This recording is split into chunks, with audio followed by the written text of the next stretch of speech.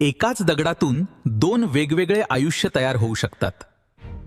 विश्वास बसतोय?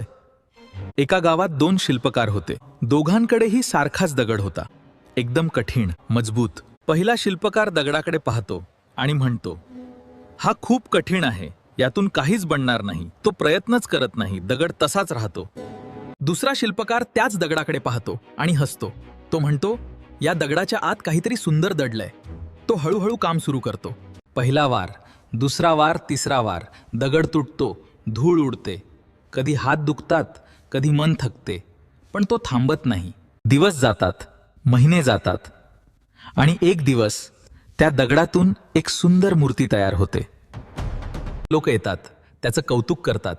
तेव्हा कोणीतरी विचारतो, तू इतकं सुंदर कसं बनवलंस? शिल्पकार शांतपणे म्हणतो,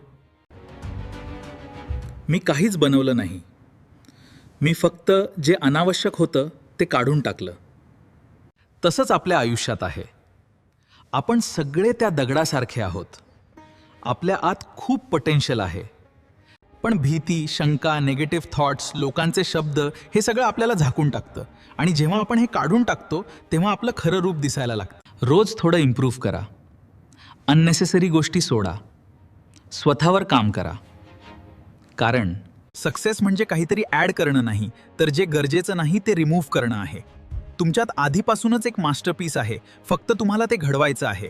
जर हे शब्द मनाला लागले असतील ना, व्हिडिओ लाईक करा, तुमच्या माणसांबरोबर शेअर करा, आणि अशाच डीप इन्स्पायरिंग गोष्टींसाठी चॅनल सबस्क्राईब करा. चला तर मग भेटूया पुढच्या व्हिडिओमध्ये.